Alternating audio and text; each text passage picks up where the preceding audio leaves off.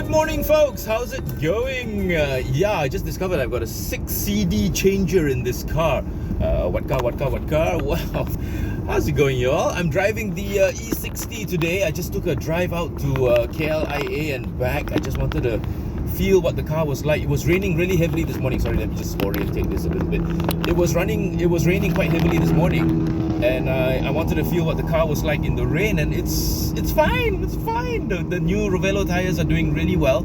Again, these are not like, PS4S Sport blah blah whatever. These are just regular, good, decent Rovello tires, and I've used them before. I'm currently actually using them on the C99 Wira, and they do very well. They're very capable tires. I mean, they're not super high performance tires that cost, let's just put it this way okay, 4 Rovellos can actually be less than one high performance tire for this car. 18-inch, not 19s. I think the max for Malaysian roads, I'm sorry to say, all those of you who are running 19s, 20s, 21s, 22s, unless you're in an SUV, I think the max for Malaysian roads, based on the quality of our roads, I think 18 is the max guys, really. I was running 17s on the W210 and they were very comfortable. I'm running 18s on this with the 35 series tires at the back, which are the lowest aspect ratio tires that I've ever bought in my life. I've never bought 35 series tires in my life, and but based on the geometry of the suspension, it's actually quite comfortable. It's not going to be as comfortable as my wagon. My brick wagon is running like 70 series tires, I think, or 65 series tires, and that's a lot of rubber on the road. I've got rubber on this car. I've got rubber about that much, very close to what I like to refer to as rubber band tires. Very close, but not quite. Still okay. So this drive was just to actually see what it's like for a regular daily commute. Let's say if I was working at KLIA and commuting daily, this drive was to see what it was like. And so far it's okay. The wipers are working, the lights are all working. First car I've ever bought with automatic wipers and automatic lights. I've never had a car with automatic wipers and automatic lights. And as my buddy LK pointed out, my first ever car with a screen. Yeah, I've got a screen right there. I've never had a car with a screen before. So okay, one of the things I wanted to actually tell you, I'm on the max right now in middle lane, not blocking anybody. One of the things I wanted to actually tell you was, remember how I had a W124 and then I had the W210, which was the natural progression, successor to the 124 was the 210. Well, I had an E39 before, and now I've got an E60, which is the natural progression, which is successor to the E39. And oh my goodness, just like that Mercedes, in this BMW, I can actually feel the difference. I had that E39 not too long ago, so I can still remember what it was like. And a few people have actually asked, what is the E39? How is the E60 compared to the E39? And I think the best way to put it is it's more refined.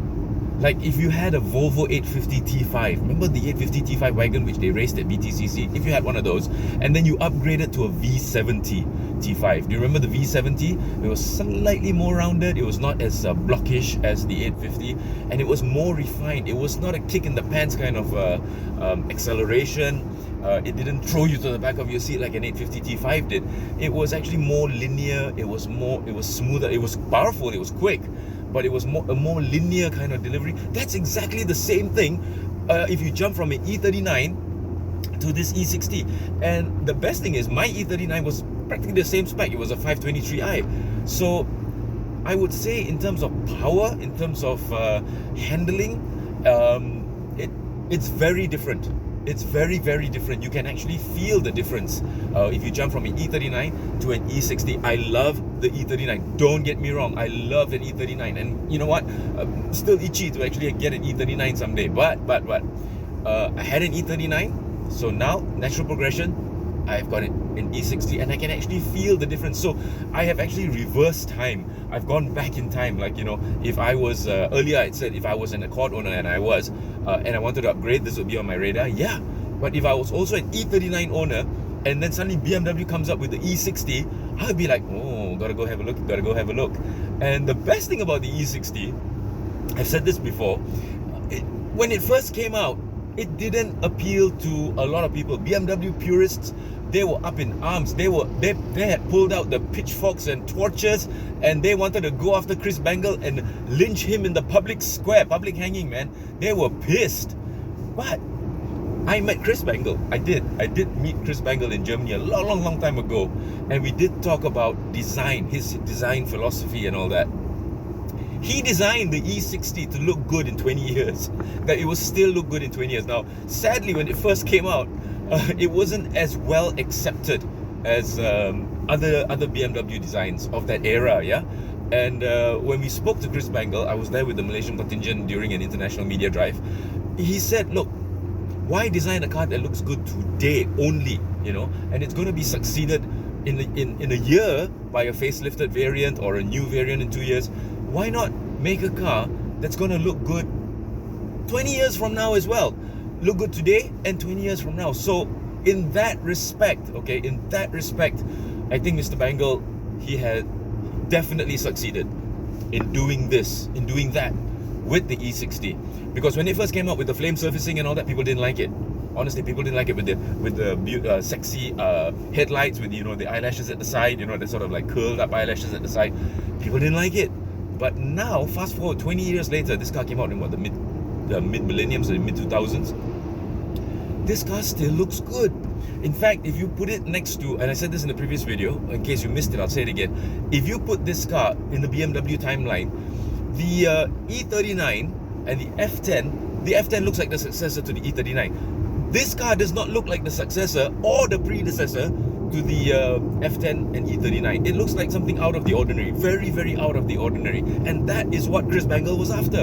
And I think he succeeded, because fast forward... In 1.5 kilometers. Sorry.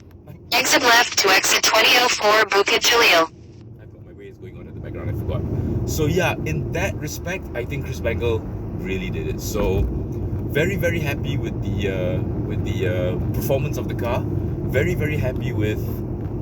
Right, so very happy with the... I had to mute it for a little while. The car is running beautifully, and you can really, really feel, if you own an E39 and you're looking to upgrade to an E60, you'll be able to know what I'm talking about. You can actually feel the difference. You can feel the improvements of where BMW actually took the E60. And look, rumble strips, nothing, no problem. That cracking sound is me drink. And I got cup holders! Yeah, I got some cup holders.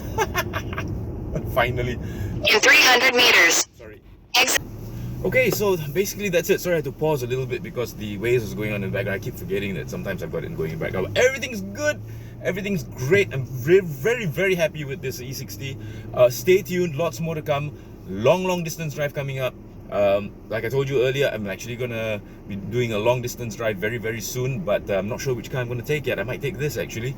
And apart from that, really happy. And thank you everyone for the comments and also the feedback that you've been giving me in the comment section. Much appreciated. Thank you for watching. I'll talk to you all soon. Gonna enjoy the drive going back. Take care, y'all. Bye.